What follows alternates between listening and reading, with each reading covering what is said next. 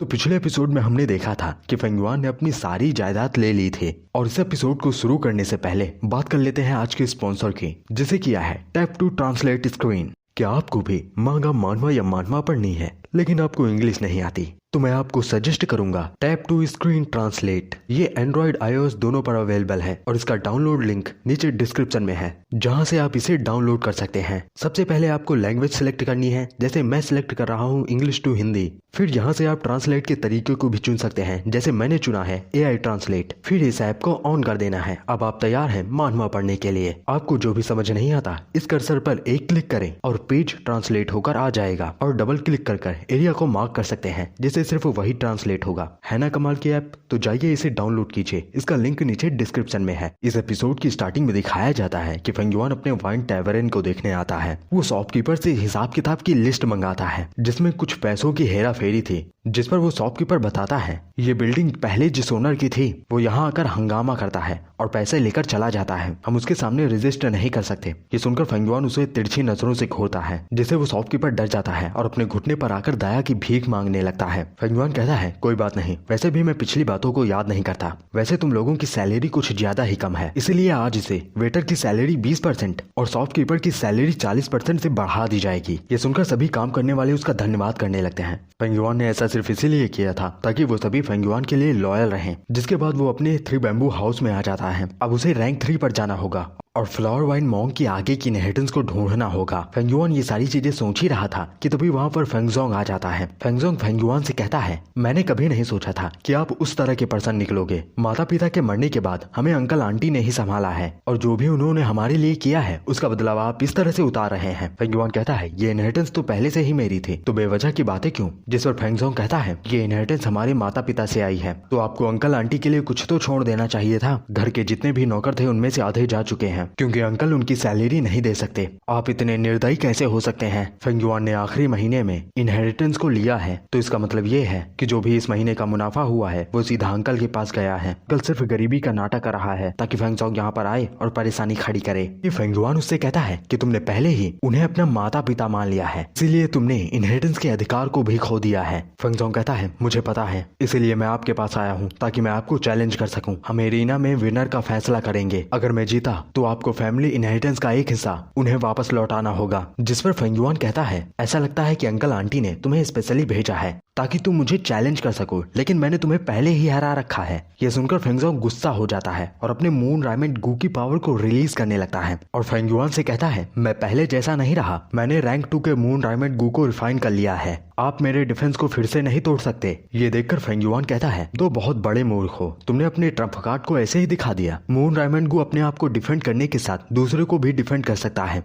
लेकिन white jet गू सिर्फ अपने आप को डिफेंड करता है और फेंगयुआन के पास व्हाइट जेट गू ही है, क्योंकि फेंगयुआन के पास ऐसा कोई रीजन नहीं है कि वो मून डायमंड गू को रिफाइन करे और वक्त आने पर वो अपने भाई को भी मार सकता है। और ऐसा पिछले के चैप्टर्स में हो चुका है, और जिन लोगों ने उन चैप्टर्स को नहीं देखा है बहुत बड़ी चीज मिस कर दी तुमने, और इसीलिए फेंगयुआन मेरा फेवरेट कैरेक्टर है नंबर 1 पर। खैर, फेंगयुआन फेंगजोंग से कहता है क्या ये मुझे लगा नहीं था कि तुम मुझे चैलेंज करोगे, लेकिन क्या तुमने अपने टीम लीडर से परमिशन ली है? तो इसीलिए जाओ और अपने लीडर क्विंगसू से पूछो क्या वो तुम्हें परमिशन देगा, और मैं तुम दोनों का इंतजार वाइन टैवरन पर करूंगा। उनका फेंगजोंग चला जाता है क्विंगसू को बुलाने। फिर वो सभी वाइन टैवरन पर मिलते हैं, जहाँ क्विंगसू फेंगजोंग को बाहर जाने के लिए कहता है ताकि वो दोनों आपस में बात कर सकें। फिर क्विंगसू फेंगयुआन से कहता है मैं जानता हूँ कि तुम बहुत इंटेलिजेंट और स्मार्ट पर्सन हो, इसीलिए मैं सीधा मुद्दे पर आता हूँ। मुझे तुम्हारा लिकर वॉर्म चाहिए, इसीलिए तुम उसे कितने में बेचोगे? फेंगयुआन बताता है कि 1 साल बाद पीस टाइड आएगी जिसमें क्विंगसू अपने क्लैन के नॉर्थर्न गेट को प्रोटेक्ट करेगा। वो रैंक 2 पर होने के बावजूद रैंक 3 के गू को यूज करने की कोशिश करेगा। वो नॉर्थर्न गेट के प्रोटेक्ट तो कर लेगा, लेकिन आखिर में वो लकड़ी का बन जाएगा और मारा जाएगा। क्विंगसू कहता है रैंक 1 पर लिकर वॉर्म काम आता है, लेकिन अब तुम रैंक 2 पर पहुंच चुके हो तो उसका बोझ ऐसे ही क्यों उठा रहे हो? इसीलिए लिकर वॉर्म को मुझे बेच दो। मैं जानता हूँ तुम उसका फ्यूजन करके रैंक 3 के बटरफ्लाई में भी चेंज कर सकते हो, लेकिन ये तुम्हारे लिकर वॉर्म के लिए ज्यादती होगी। इस बेवकूफ को नहीं पता है कि इसके अलावा भी एक तरीका होता है जिससे लिकर वॉर्म को अपग्रेड किया जा सकता है और वो रैंक 2 पर भी यूज किया जा सकता है। सबसे पहले एक लिकर वॉर्म को 4 फ्लेवर रैंक 2 के लिकर वॉर्म के साथ मिलाया जाए, जिससे हमें 7 फ्रेगमेंट्स रैंक 3 का लिकर वॉर्म मिलेगा और उन दोनों के अंदर ही ताकत होगी कि वो रैंक 2 के प्राइमल एसेंस को रिफाइन कर सके। लेकिन इसके लिए तुम्हें 2 लिकर वॉर्म की जरूरत पड़ेगी और 4 फ्लेवर वाइन की, यानी 4 अलग अलग तरीके की वाइन की। क्विंगसू कहता है अगर तुमने मुझे लिकर वॉर्म दे दिया तो मैं फेंगजोंग को रोक दूंगा कि वो तुम्हें चैलेंज ना कर पाए। फेंगयुआन कहता है क्या तुम्हें लगता है कि मैं उससे हार जाऊंगा, जिस पर क्विंगसू फेंगयुआन को डराने के लिए बताता है कि फेंगजोंग ने पहले ही रैंक 2 के मून डायमंड गू को रिफाइन कर लिया है। ये सुनकर फेंगयुआन हंसने लगता है और उससे कहता है हाँ मैं बिल्कुल हार जाऊंगा, मैं इतनी बुरी तरीके से हारूंगा कि अपनी सारी चीजें उसे दे दूंगा और सड़कों पर भीख मांगते फिरूंगा। फेंगयुआन ने ऐसा सिर्फ इसीलिए कहा है क्योंकि ये सभी मिलकर फेंगजोंग को अगला क्लैन हेड बनाने वाले हैं। लेकिन जब सभी को ये पता चलेगा कि फेंगजोंग ने ऐसा कुछ किया है तो उसकी इज्जत तो खाक में मिल जाएगी। क्विंगसू फेंगयुआन से कहता है कि तुम ऐसा नहीं करोगे, अगर तुमने अपनी सारी इनहेरिटेंस उसे दे दी तो तुम आगे कल्टीवेट कैसे करोगे। फेंगयुआन कहता है इसलिए मैं मानता हूँ कि तुम अपने लिकर वॉर्म पाने की इच्छा को त्याग दोगे और फेंगजोंग को भी रोक लोगे मुझे चैलेंज करने से। न चाहते हुए भी उसे फेंगयुआन की बात माननी पड़ती है। जिसके बाद होंगजुंग आ जाता है अपने मुगलो गू को रिफाइन करने के लिए, लेकिन वो इसमें नाकाम रहता है और उसका गू मारा जाता है। ये मून लाइट गू नहीं था बल्कि ये लिटिल लाइट गू था। अगर होंगजुंग इसमें एक बार और फेल हो जाता है तो उसके पास बस इतने ही पैसे हैं कि वो एक बार फिर से लिटिल लाइट गू को खरीद सके, और अगर एक बार कोई फ्यूजन में नाकाम रहता है तो उससे मेन गू इंजर्ड हो जाता है, जिसके बाद इस फ्यूजन को कुछ दिन बाद ही कर सकते हैं। फेंगयुआन मून लाइट गू और लिटिल लाइट गू को मिलाकर मुगलो गू बनाने की कोशिश कर रहा है। फिर हमें 3 दिन बाद का सीन दिखाया जाता है जहाँ पर फेंगयुआन रैंक 2 के मुगलो गू को बनाने में कामयाब हो जाता है। गू को फ्यूज करना ऐसा बहुत सारे लोग नहीं कर पाते हैं। जीत हाथ में आए इसके लिए हार पर थोड़ा अंकुश लगाना पड़ता है, और वो काम चिंक्यू सिकाडा कर रहा था। यानी चिंक्यू सिकाडा फेंगयुआन की मदद कर रहा था। जिसके बाद फेंगयुआन वाइटैलिटी ग्रास गू के पत्तों को बेचने आ जाता है, जिसके हर एक पत्ते में वाइटैलिटी होती है। सामने बैठा आदमी जिंगिया फेंगयुआन से कहता है हमारे वाइटैलिटी पत्ते हाई डिमांड में है, तो आप हर दिन और ज्यादा प्रोड्यूस क्यों नहीं करते, इससे हमें और भी ज्यादा अर्निंग होगी। जिस पर फेंगयुआन उससे मना कर देता है और उससे कहता है सिर्फ 9 पत्ते ही मेरे एक दिन में लिमिट है, और वैसे भी मेरी कल्टीवेशन का ज्यादा टाइम इसमें ही चला जाता है। जिस पर जिंगिया कहता है हाँ बिल्कुल, वैसे भी आप बहुत रिच पर्सन हो, आपको इतनी मेहनत करने की जरूरत नहीं है। फेंगयुआन ने लिकर वॉर्म को रिफाइन कर 4 फ्लेवर लिकर वॉर्म बनाना चाहता है, जिसके लिए उसे एक और लिकर वॉर्म की जरूरत पड़ेगी। अब वो सिर्फ कारवां का इंतजार कर रहा है, और अगर फेंगयुआन को अपनी वीकनेस छुपानी है तो उसे मूवमेंट गू और स्काउटिंग गू की जरूरत पड़ेगी, ताकि उसके फाइट करने का तरीका और भी अच्छा हो सके।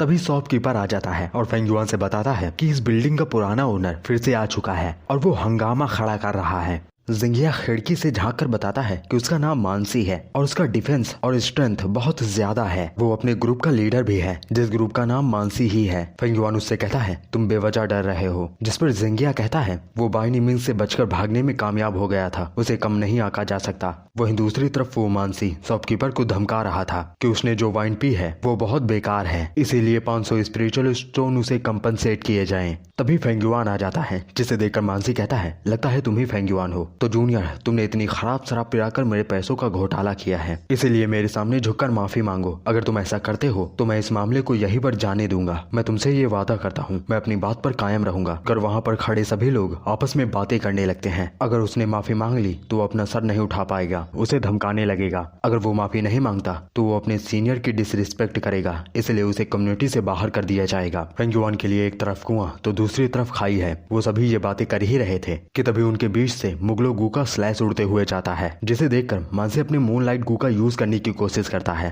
लेकिन तब तक उसे ये स्लैश लग जाता है। ये देखकर सभी हैरान थे कि फेंगयुआन के पास मुगलो गू आ चुका है। मानसी कुछ कहने वाला था, लेकिन फेंगयुआन तब तक फिर से हमला कर देता है, जिसके लगने से मानसी दूर जाकर गिरता है। डरते हुए कहता है फेंगयुआन तुम मुझे नहीं मार सकते, अगर तुमने मुझे मारा तो पनिशमेंट हॉल तुम्हें अरेस्ट कर लेगा। जिस पर फेंगयुआन कहता है मैं तुम्हें मार सकता हूँ। मानसी कहता है अगर मैंने पहले ही अपना गार्ड डाउन न किया होता तो तुम मुझे मार नहीं सकते थे। फेंगयुआन अपनी भयानक आंखों के साथ उससे कहता है मैं तुम्हें मार नहीं सकता तो तुम्हें अपंग तो बना ही सकता हूँ। मैं तुम्हारे दोनों हाथ पैर तोड़ दूंगा और तुम अपनी बाकी जिंदगी अपने बिस्तर पर बिताना, फिर तुम किसी का भी मिशन नहीं ले पाओगे। कि भयानक आंखें देखकर मानसी डर जाता है। उसने पहले भी इस तरह की आंखें देख रखी हैं, जब उसने बाई निमिंग से पंगा लिया था। बाई निमिंग ने इसे जिंदा छोड़ दिया था क्योंकि ये इतना कमजोर था कि वो बाई निमिंग के लड़ने के लायक नहीं था। उसने कभी नहीं सोचा था कि वो ऐसी भयानक आंखें दोबारा देखेगा, और फेंगयुआन ने भी इसे जिंदा छोड़ दिया है। अब जिंगिया को भी समझ आ चुका था कि फेंगयुआन अकेले ही इतना आगे कैसे आया है। मार्च का महीना आ चुका है और जियाफू का कारवा भी आ चुका है, जिसमें फेंगयुआन को लिकर वॉर्म मिल सकता है। क्लैन हेड जियाफू का स्वागत करते हैं तो उसे अवेकिंग सेरेमनी के लिए भी इनवाइट करते हैं। जियाफू क्लैन हेड से कहते हैं कि उन्होंने जिया जिंगसन की मौत की जांच करने के लिए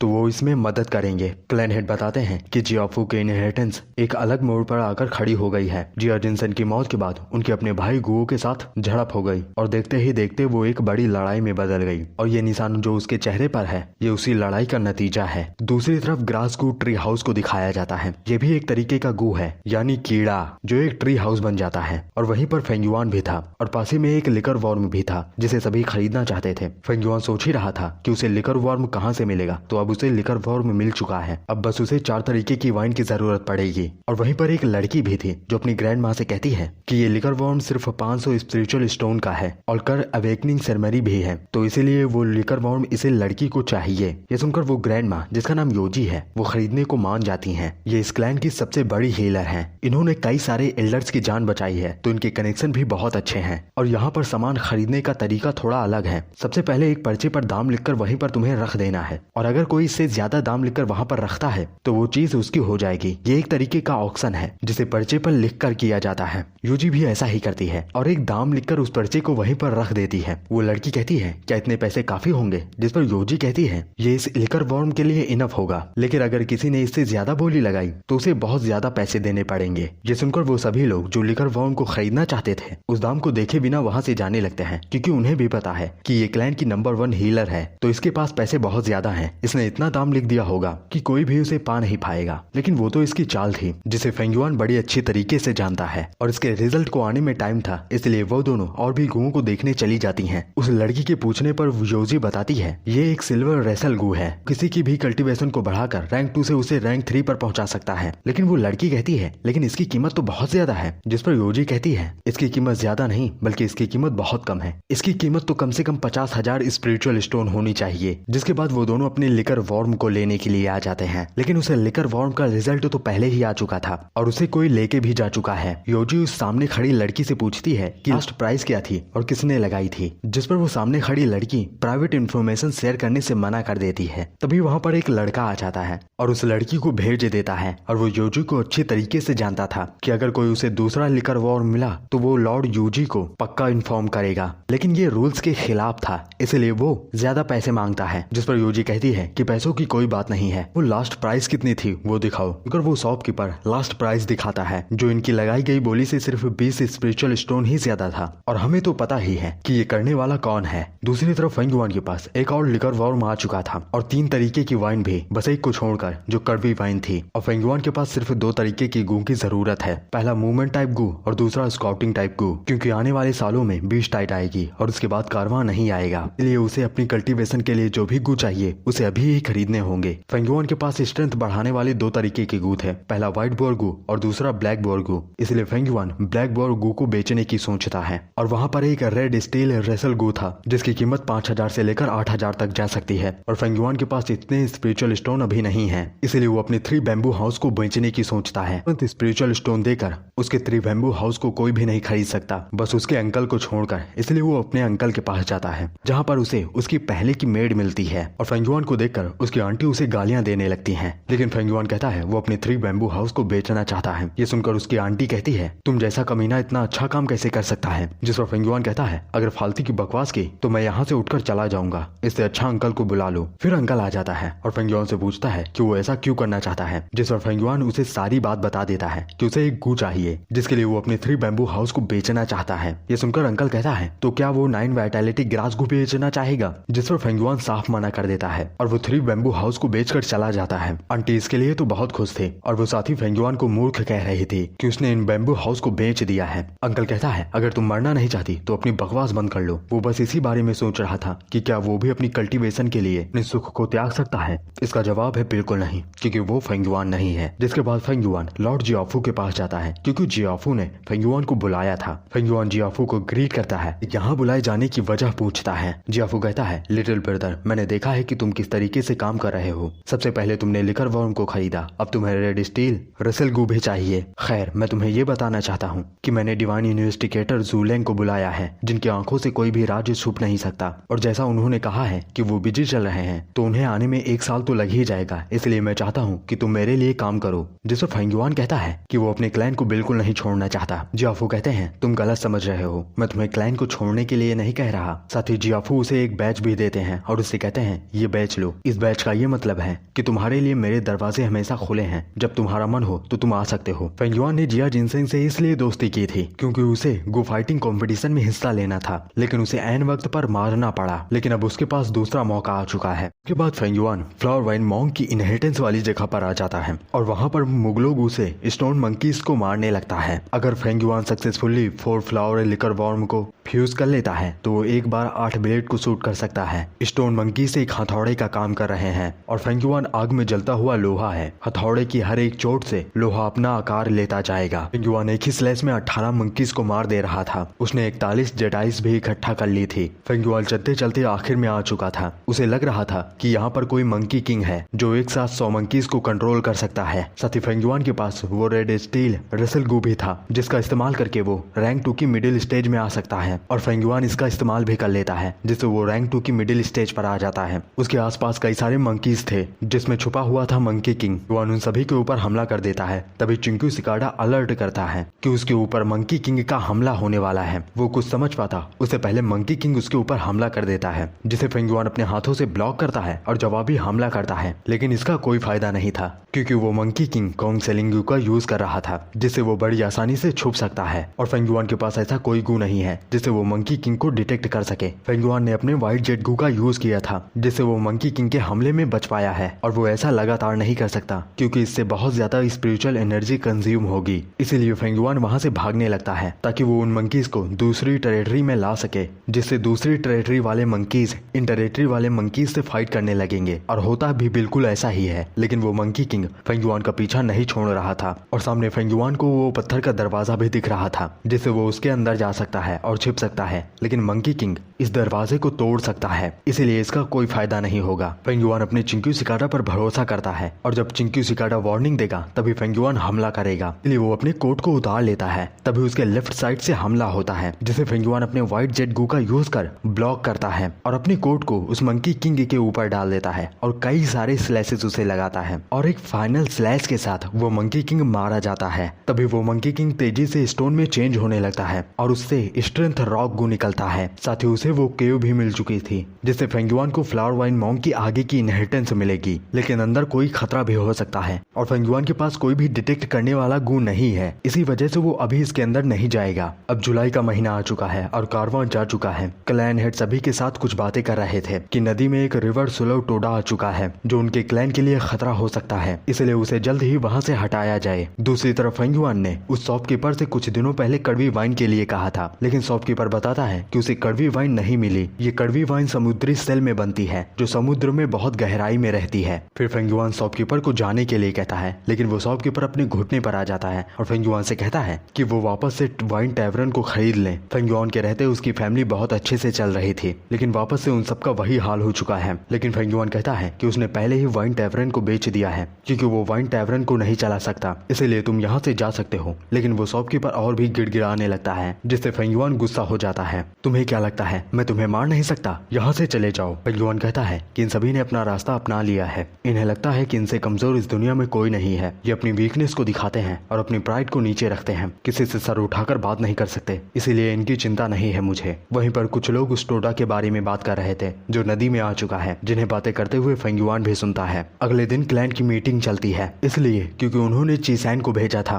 ताकि वो उस टोडा को नदी से हटा सके, लेकिन चीसैन इसमें नाकामयाब रहा। सबको लग रहा था कि चीसैन ये नहीं कर पाया तो अब कौन करेगा। चीसैन उन्हें बताता है कि ऐसा एक पर्सन है जिसका नाम फेंगयुआन है। ये सुनकर क्लैन हेड हैरान हो जाते हैं, लेकिन सभी उन्हें बताते हैं कि फेंगयुआन ने अभी अभी रेड स्टील रसल गू खरीदा है और उसने अरीना में व्हाइट जेट गू को अपने हाथों से ही तोड़ दिया था। साथ ही उसने ब्लैक बोर गू को भी खरीदा है क्योंकि उन्होंने उसे एक पत्थर को खसकाते हुए देखा था। ये सब सुनकर क्लैन हेड मान जाते हैं क्योंकि अगर फेंगयुआन ये नहीं कर पाया तो उन्हें एक मौका मिल जाएगा फेंगयुआन को धमकाने का। जिसके बाद चीसैन फेंगयुआन के पास जाता है और उसे बताता है कि उन्हें टोडा को नदी से बाहर निकालने का मिशन मिला है। जिसके बाद वो सभी उसी नदी में आ जाते हैं जहाँ पर वो टोडा था। वो टोडा एक मेढक है, शायद चाइनीज में मेढक को टोडा कहते हो। फेंगयुआन अपनी फिजिकल स्ट्रेंथ के साथ उसे ढकेलने की कोशिश करता है, लेकिन उसमें ये नाकाम रहता है। फिर फेंगयुआन चीसैन के कान के पास आता है और उससे कहता है तुम सभी दूर हो जाओ, मैं देखता हूँ कि क्या करना है। फिर फेंगयुआन अपने व्हाइट बोर गू और ब्लैक बोर गू का यूज करता है और उस मडिस्टिक टोडा को ढकेल कर उस नदी से दूर कर देता है। वो टोडा अपनी आंखें खोलता है और अपनी भूख मिटाने के लिए बहुत सारे पानी को एक ही बार में निगल जाता है। कुछ पानी उसके पेट में जाता है और कुछ पानी उसके मुंह से बाहर आ जाता है और उस पानी के अंदर ही टोडा का बहुत सारा खाना भी था।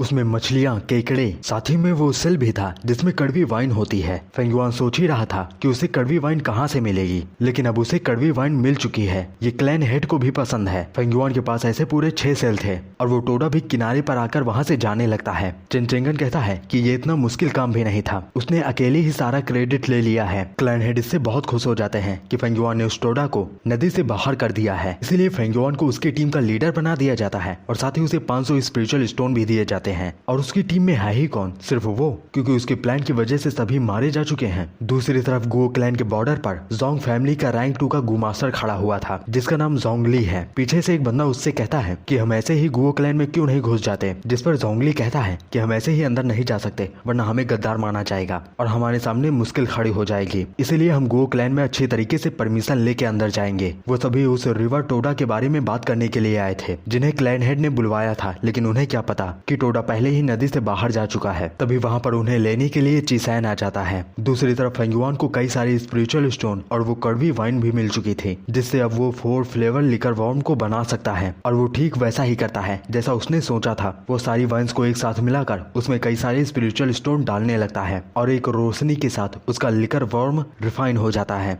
जिसे अब वो रैंक 2 पर भी यूज कर सकता है। और फेंगुआन स्ट्रेंथ रॉक गू को फ्यूज कर स्ट्रेंथ स्कल्स गू बनाने वाला है। स्ट्रेंथ रॉक गू सिर्फ रैंक 1 का गू है और स्ट्रेंथ स्कल्स गू रैंक 2 का गू है जिसे सिर्फ अपने कपड़े में ही छुपाया जा सकता है। इसे छुपाने के लिए एक चिंक्यू सिकाडा की जरूरत नहीं पड़ेगी। दूसरी तरफ चीसेन ने जोंगली के साथ फाइटिंग मैच किया था जिसमें वो हार चुका है। जोंगली चीसेन को इसके लिए ताना देने लगता है क्योंकि उसके पास 2 तरीके के बियर गू थे। चीसेन कहता है तुम इतना खुश मत हो, मेरे क्लैन में भी मुझसे ज्यादा टैलेंटेड पर्सन है जिसका नाम फेंगुआन है और उसने ही रिवर टोडा को नदी से ढकेलकर बाहर किया है। ये सुनकर जोंगली फेंगुआन को हराने का ठान लेता है। दूसरी तरफ फेंगुआन ने काफी सारे स्टोन मंकीज को मार दिया था। वो 1.5 महीने में ही तैयार हो सकता है फ्लावर वाइन माउंट की इनहेरिटेंस में जाने के लिए, जहाँ पर हो सकता है कि और एक अर्थ ट्रेजरी फ्लावर मिले जिससे फेंगुआन को मूवमेंट या स्काउटिंग टाइप गू मिले। अब सर्दियां आ चुकी हैं और बर्फ गिरने लगी है। फेंगुआन 1-2 वुल्फ को मारकर उनकी अच्छी चीजें निकालकर उन्हें प्राइमल स्टोन के बदले चेंज करता है। फेंगुआन वहां से जाने लगता है कि तभी पीछे से चिसैन आ जाता है जो फेंगुआन से कहता है तो पता ही है कि जोंगली तुम्हें चैलेंज कर तुम्हें हराना चाहता है, लेकिन मैं चाहता हूँ कि तुम उसके सामने आने से बचो।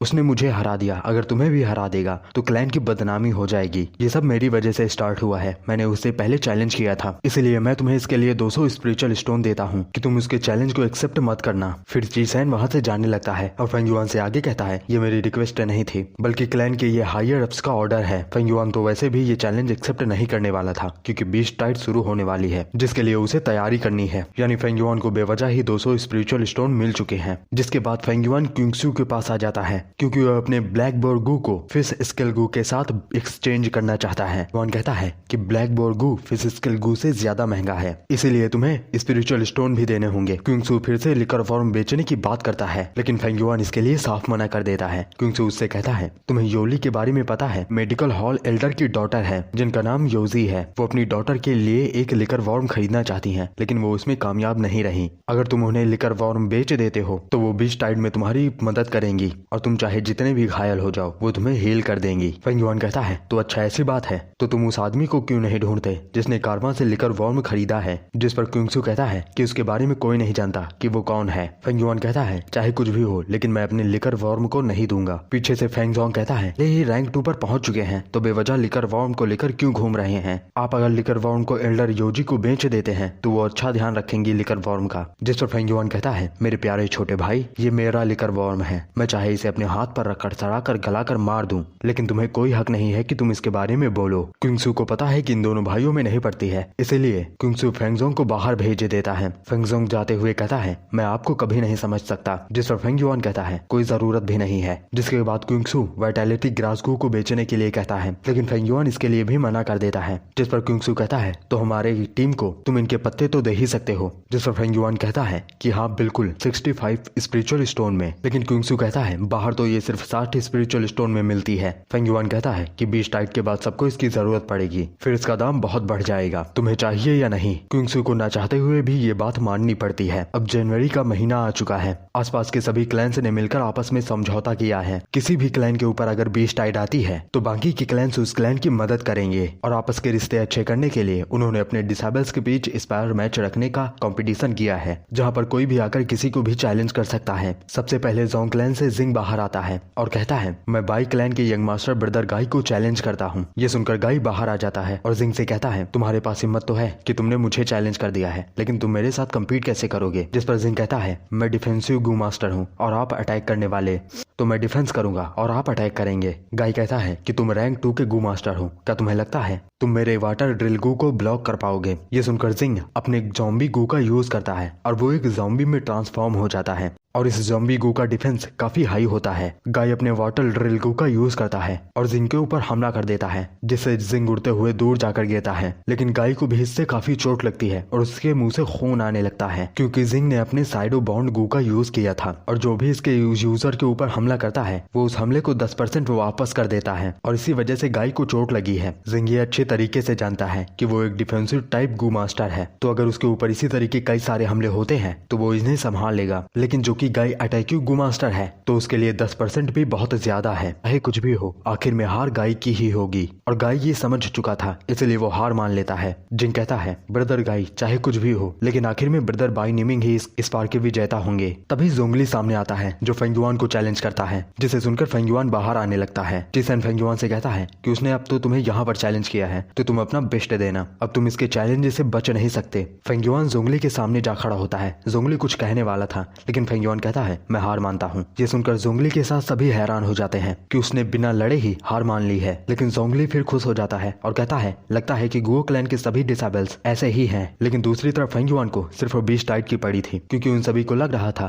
कि हर बार की तरह 20 टाइट सिर्फ छोटी मोटी आएगी, लेकिन सिर्फ फेंगयुआन को पता है कि इस बार की 20 टाइट सब कुछ तबाह कर देगी। जोंगली की बात सुनकर क्विंगसू सामने आता है जो जोंगली को चैलेंज कर देता है। जोंगली के पास 2 भालुओं की स्ट्रेंथ थी, इसलिए वो फाइट करने के लिए बहुत खुश था। क्विंगसू अपने गू का यूज करता है जिससे बहुत सारी बेलें और जोंगली को जकड़े लेता है। जोंगली अपने दोनों बियर गू का यूज करता है जिससे बेलें थोड़ी थोड़ी टूटने लगती हैं। जोंगली हंसते हुए क्विंगसू से कहता है मैं ये मैच जीतने वाला हूँ, लेकिन क्विंगसू कहता है कि अभी थोड़ा इंतजार करो। ये कहकर वो और कई सारी बेलें जोंगली की तरफ भेजता है और उसे पूरी तरीके से जकड़ लेता है। जोंगली अपने दोनों बियर गू का यूज करता है, लेकिन फिर भी वो उन बेलों को नहीं तोड़ पाता है, इसलिए वो अपनी हार मान लेता है। क्विंगसू की बेलें पहले इतनी मजबूत नहीं थी, अब उसने ब्लैक बियर गू का यूज किया है जो फेंगयुआन ने इसे बेचा था, इसलिए इसकी बेलें इतनी मजबूत हो चुकी हैं। लेकिन इसके बारे में किसी को नहीं पता है, सिर्फ फेंगयुआन को छोड़कर। क्विंगसू के जीतने से सभी खुश हो जाते हैं, लेकिन इस वाइन ग्रास गू को ज्यादा यूज करने से इंसान लकड़ी का बन जाता है। जब बीच टाइड आई थी तो क्विंगसू ने ऐसा ही किया था, उसने जबरन वाइन ग्रास गू का यूज किया जिससे वो एक लकड़ी का इंसान बन गया था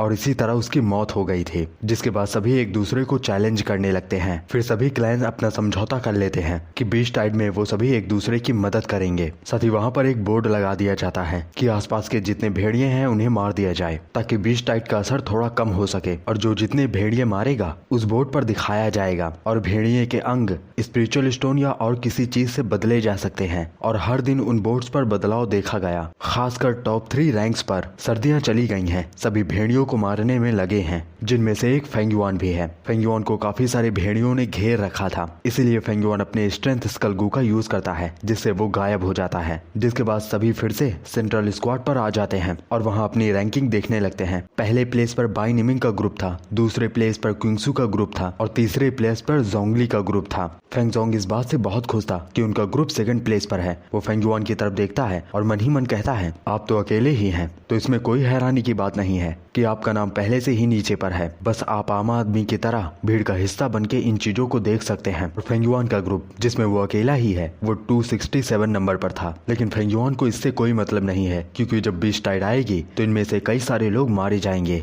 तब इनकी ये वाहवाही किसी काम नहीं आएगी। जिसके बाद फेंगयुआन फ्लावर वाइन मॉन्क की इनहेरिटेंस वाली जगह पर आ जाता है। अंदर जाने पर उसे कोई भी खतरा नहीं दिखता। अंदर जाने पर उसे एक दरवाजा दिखता है जिसके अंदर एक ट्रेजरी फ्लावर था, जिसके अंदर एक रैंक 2 का ग्रासगू था। वो ग्रासगू एक तरीके का कान है जिसे अपने असली कान की जगह पर लगाकर दूर दूर की चीजें सुनी जा सकती हैं। और वहाँ पर एक और पत्थर का दरवाजा था जिसके अंदर से भयानक आवाज आ रही थी, मतलब इसके अंदर कोई खतरा हो सकता है। इसलिए फेंगयुआन वहाँ से चला आता है और अपने कमरे में एक चाकू और पानी लेकर बैठ जाता है। फेंगयुआन उस चाकू से अपने कान को काट देता है और अपने असली कान की जगह उस ग्रासगू वाले कान को लगाता है और वो एक असली कान की तरह लग रहा था। उससे कुछ जड़ें बाहर निकलती हैं जिनसे वो दूर दूर की आवाजें सुन सकता था। वो 300 मीटर दूर तक छोटी से छोटी चीजें सुन सकता था। और फिर से फेंगयुआन उसी गुफा में आ जाता है और उन जड़ों से उस पत्थर के दरवाजे के पीछे जो चीजें हैं उन्हें सुनने की कोशिश करता है, लेकिन सारी चीजें कंफ्यूजिंग थी, उसे कुछ भी समझ नहीं आता है। इसीलिए वो एक हिरण को पकड़कर उसके मुंह को बांध देता है और उस पत्थर के दरवाजे को खोलकर उस हिरण को उसके अंदर डाल देता है। जिसके बाद फेंगयुआन उस दरवाजे को बंद कर लेता है।